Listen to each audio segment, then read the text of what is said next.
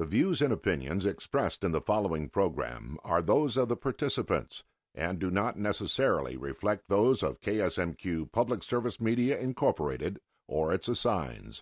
And welcome to On Cue. I'm your host, Eric Olson. On today's show, we meet the Albert Lea Teacher of the Year, discover sports that are part of Special Olympics in our area, and we'll find out what's been happening with the Business Friendly Environment Committee for Vision 2020.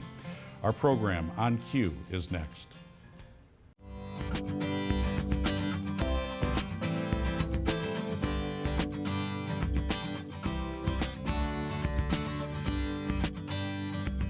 From KSMQ Television in Austin, this is On Cue, connecting interesting issues and interesting people.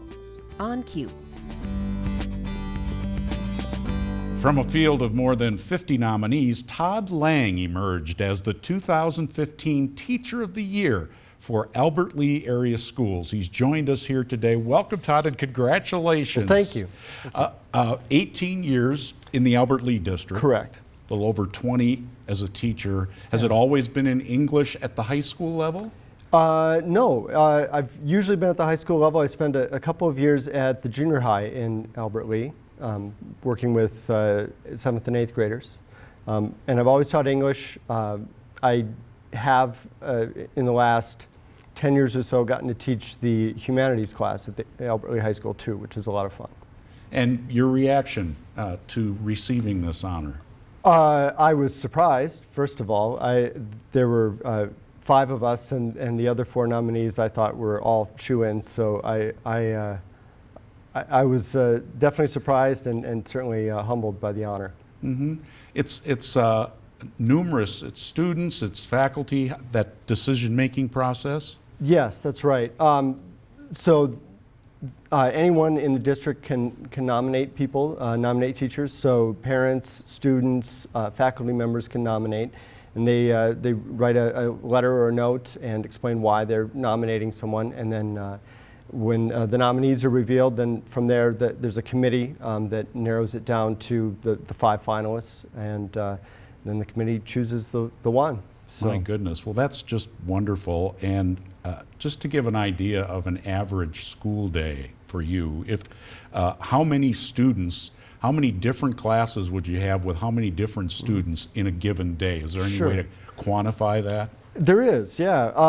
I teach 5 sections out of a 7-period day, and then most teachers have a supervision duty or some extra duty. My extra duty is as department head, so I'm in charge of helping my other department members order supplies, organize and plan for the future, things like that. So during my day, during my 5 periods, I see about 165 kids in those 5 periods. My goodness, that's a lot to keep track of. It is, yeah, it is. How do you do that? I mean, after all these years, I mean, when I go in, maybe you have to get in shape mentally. When I visit schools like my own children's school, I can get exhausted in just a matter of minutes from the stuff going on in the hall and whatever, cacophony and all the kids, just all that life in one building. There's a lot of energy in the day, definitely, and a lot of questions, a lot of decisions to make, but it's fun. It's enjoyable every day. Does the English, so many subjects, there's new things or things change. Mm-hmm. I would think, well, English pretty much stays the same. But is that true? Does teaching of English evolve and advance like the sciences when they learn new things in science? Sure. And things? I don't think in the same way or at the same pace as, say, science or history, where you're picking up new material. We don't necessarily have a lot of new material, but maybe different approaches or different ideas to do things. And I suppose they're still goal-oriented. Are you doing writing? Is writing part of the classes, all of your classes, like essays, that kind of thing? Absolutely, yep. Every class, every grade level in English at Albert Lea High School does writing as part of their curriculum. And so, yeah, the students are writing essays or writing answers on tests, things like that, having to process ideas through writing. Yeah. Do you accept you are as your? The larger question, folks, is, a lot of abbreviations and slangs used in text messaging and emails today. IDK, Eric. IDK. You don't know? Right. No, generally no. We ask students, at least in more formalized settings, to write in complete sentences.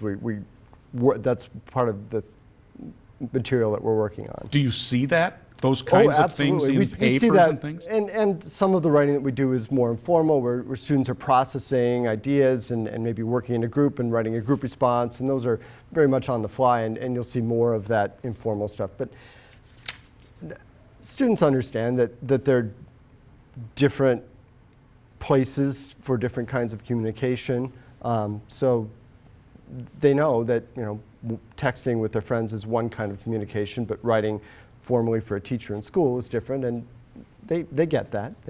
That's not so a problem. Do you think, as an English professional, do you see that technology impacting the language long term? I mean, that we might see changes? I wouldn't be surprised if we do, although I don't know that that would be a problem or be catastrophic. Our language has always changed. We don't speak the same language as Shakespeare or Chaucer, and while we still study them, we understand that our language has changed and is going to continue to change. So, what about the influx of folks from around the world, different people in our region from Sudan coming, where Sure. English might not be the first language, Asia? Does that change your world, how you look at teaching some of these young people? that's certainly something that we have to think about, because those students are in our classes, and they're, for the most part, mainstreamed. There's a relatively short sort of incubation or sheltered period for those students coming in, and depending on their language skills, they get pushed into the mainstream classes pretty quickly. So all of us have quite a few students who are learning English. I mean, as a second or third or fourth language, and we've got to kind of try to meet them where they are. So changes in how we do things, we can modify tests or accommodate their language needs, try to provide more visuals, more whatever supports we can. And we have great EL teachers, English language learner teachers, that support us and help us with that. So we're really lucky in Albert Lea, and I'm guessing most districts around have great professionals doing that kind of thing. You lead the English department. Tell us, how many folks do you have there in your area? About, yeah, I don't have a count offhand. I think there are 9 of us, I think, in Albert Lea High School. And that's strictly English, not other foreign languages? Correct, that's strictly separate. English. Yep, the foreign languages has their own sort of focus and their own group, yep. Mm-hmm. And what about personal interest? Do you have any time during the school year to enjoy life outside the classroom? Yeah, I do have some time. I enjoy woodworking and playing guitar and reading and some things like that. And some of those things you can sneak in short little bits too, as you have time. During the school year, I do a lot less reading during the school year just for fun than I might other times, because my job's kind of reading intensive. So by the end of the day, I'm kind of done reading. Any of your students give you kind of a hard time or congratulate you when they learned of this honor? That was one of the most fun things about getting the award was the next day, going back to school, and I was walking up to the school building, and a student who I've got a good rapport with, but we've had our conflicts in the past, and he's a great kid, but has had a rough life, and he greeted me at the door. He just happened to be at the door when I was walking up. He congratulated me, and he held the door open for me, and it was just really sweet and warm. It was nice. That's wonderful. Yeah. Well, congratulations again. It's just wonderful, and thank you for your service to the school district. I can't think of many more important duties than this, educating the young people, so thanks so much. Well, that's very kind. You're welcome. Todd Lange, the Albert Lee Teacher of the Year. Wonderful visit there. Stay with us. The Arc Mower County Executive Director Don Helgeson joins me next to talk about Special Olympics. It's coming right up.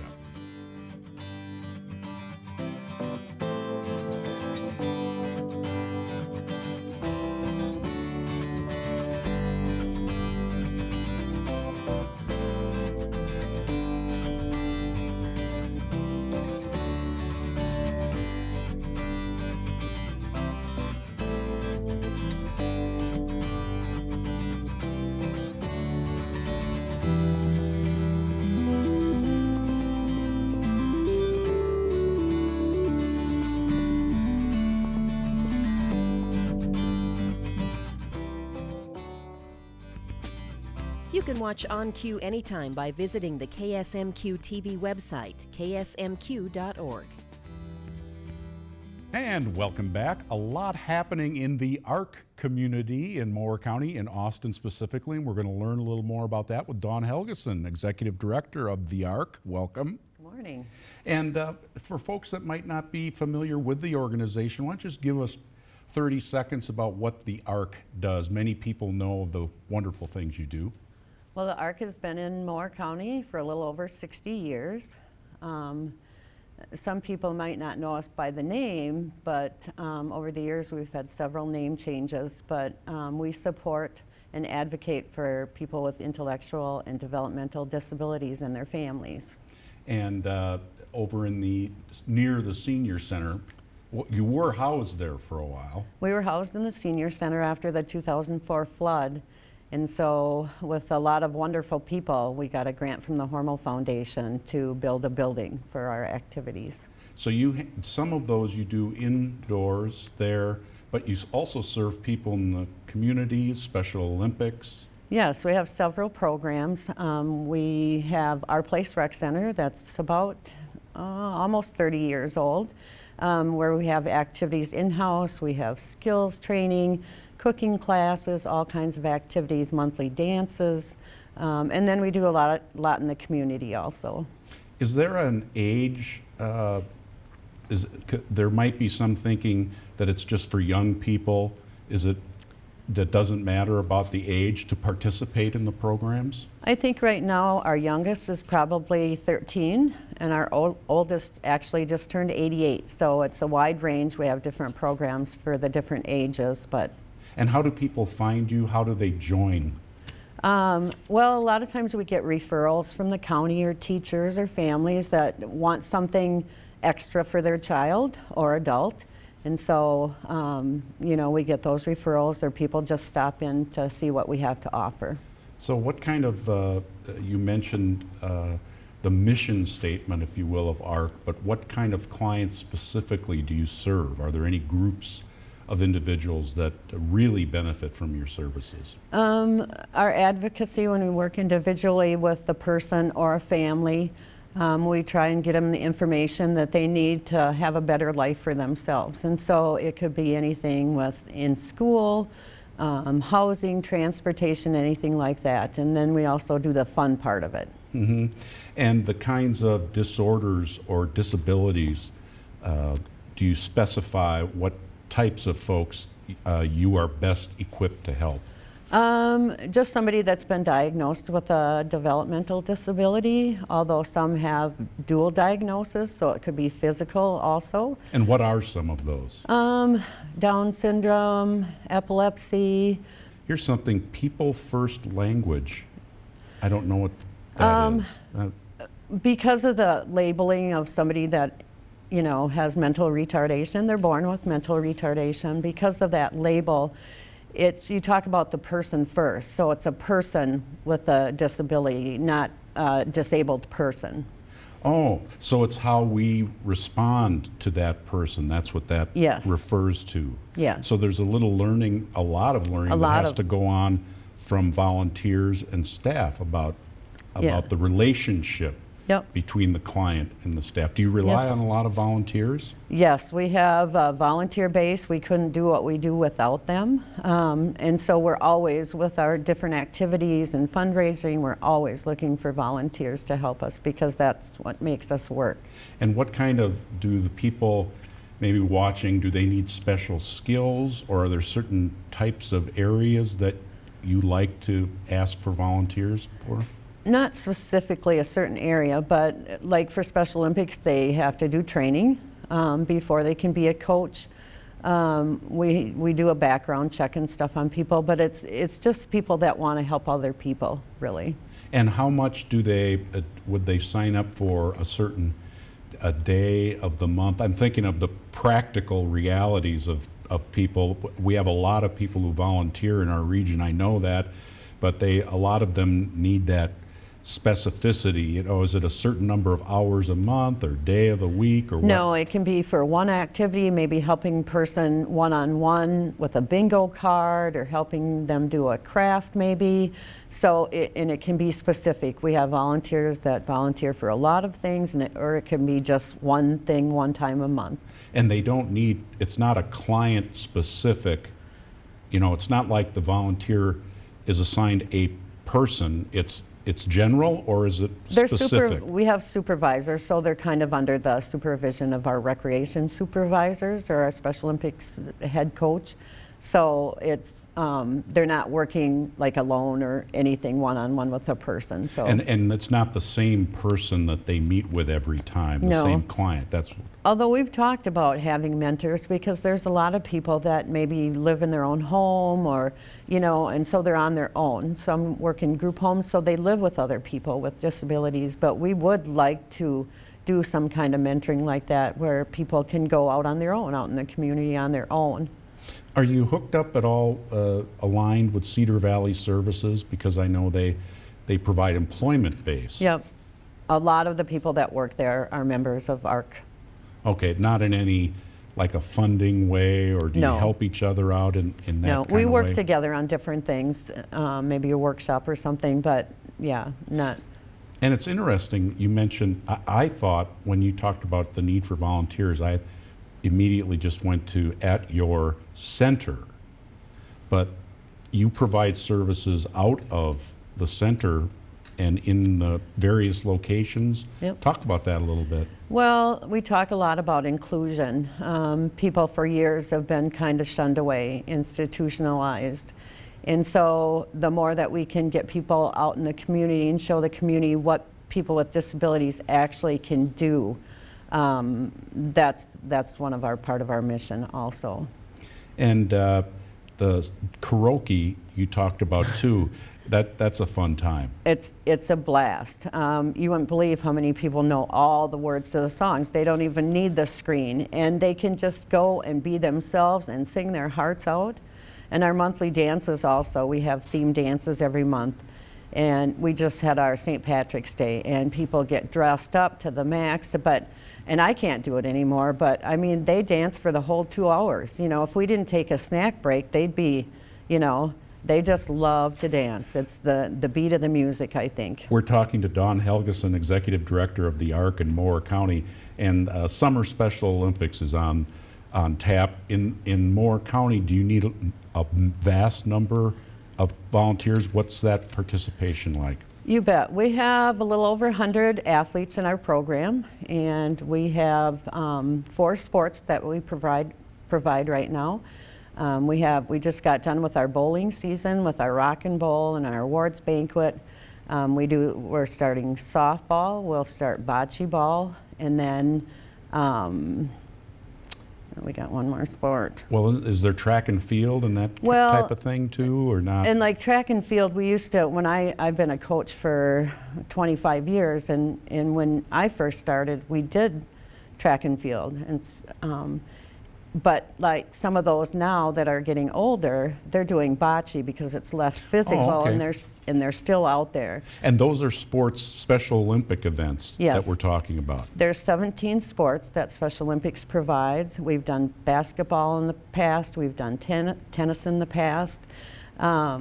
They have something unique now, which is called unified sports, and so it's a person with a disability and without, and they actually, whether it's softball or bowling, they team up with non-disabled people, and so it's a great opportunity that way to, get out in the public and stuff. Well, it sounds like a lot of fun to volunteer also. Once you Yeah. get past the learning curve of learning the sports and learning, working with the athletes, it sounds like a lot of fun. Yeah. The website for your group is the Arc MC, as in Mower County, Yes. .org. And is that the best place if somebody wants to volunteer? Should Yes. they go through the website? There's and- a short volunteer application, then we come in and do kind of a little training for them and see what they're interested in. And so, and then we place them, where they want to be, so. Okay, so check it out, folks. The Arc, TheArcMC.org, thearcmc.org. Dawn Helgeson, thank you so much for your Thank you. service. Thank you for your service. Thanks for coming and sharing a little bit of what the Arc does. Thank you so much. And we'll be right back with a Vision 2020 update when On Cue returns. Queue up your own comments for On Cue and send them to us at onq@ksmq.org.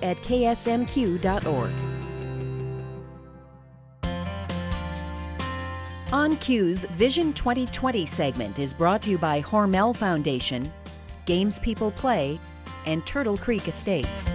And welcome back. Time now for our Vision 2020 update. And with us today, Mark Thein, who is representing the Business Friendly Environment Committee of Austin 2020, but also you have more of a regional role in our business and economic development. What are you up to these days? Well, I work with the Small Business Development Centers. There's 9 regional centers throughout the state, and the one regional center that I work with is in Rochester. And to cover southeastern region, we do satellite offices in Winona, Red Wing, Austin, Albert Lee, Owatonna. So you're reaching out sort of more of a technical advisor. We've had John Gary on our show from the DCA, from Development Corporation, and you're kind of partnering with him. I'm working with John and George Brophy, and then I'm the person that's really giving the technical expertise to that individual entrepreneur, whether they want to start a business or they've got an existing business and they want to expand it. So I work one-on-one doing counseling with those individual businesses at no charge. And what are the common, are there any common threads to what they need? A lot comes down to working capital and funding and the ability to have access to funds. So a lot of my work is doing financial analysis with individual companies and then trying to find them funding, whether it be through a bank, local financial institution, venture capitalists. We try and put together and work with business plan development to try and get them funds. So you look at risk, all that kind of thing? You bet, yep. Is that your background in finance? My background has been working with entrepreneurs for about 19 years now. So, yeah. So you get to see success stories. Oh, yes, it's wonderful. It's wonderful to see an entrepreneur's dream come true. It's great. And it actually has happened. I mean, but you always hear that it didn't work out or this company is bankrupt. I mean, that's news a lot of the time. Yeah. And when somebody really takes off running, you might not hear about it as often. Yeah, that's very true. That's very true. We kind of focus on sometimes the media focuses on the bad part of it, the plant closing and all the jobs leaving. But what's really the fun piece is creating that, and that's important. And you also hear about the big success stories when it's really big. When it's some big company. Yeah. Interesting to hear, I've heard it said that business growth comes from mostly small businesses, which I never quite understood that. Yeah, that's true. The federal government classifies a small business as 500 employees or less. Oh. So, but with the DCA here, the Development Corporation, and the Small Business Development Center in Rochester, we tend to work with companies of probably 25 people or less. And that's very important to our local economy, I would think. Very important, critical. Yep. And what kind of services will you provide different ones, IT, that kind of stuff? Well, it really depends on the entrepreneur and the services that they need. So a lot of it is loan packaging services, a lot of it's financial analysis, business plan development from A to Z to be able to sell your business plan to the bank or to that venture capitalist. Just setting out those clear goals in your business plan and the direction of your company and the vision that you have as an entrepreneur, I help people guide them through that planning process. Put them into reality phase a little bit. Yes, that too, yep. Folks in Austin might want to be interested in connecting with you. Should they go through DCA, make first contact with John at DCA? The first contact is John at the DCA, yep. And he will help guide you to various services and then to you. Yep. Yeah. I mean, you don't want people to give him your home phone number to call him? No? That's fine too. Oh, okay. But we take the inquiries through John's office, and then John connects me with the business owner. Okay. Or the entrepreneur. Yeah. That's John Gary, Development Corporation of Austin. Yeah. And our guest has been Mark Thein, small business development business consultant and part of the Vision 2020 team. Thank you for joining us. Thank you very much. Come back again. This has been interesting when we talk a little more about strategy in the downtown area and development. Great. Thanks, and that'll do it for this edition of On Cue. I'm Eric Olson. We'll see you again next time.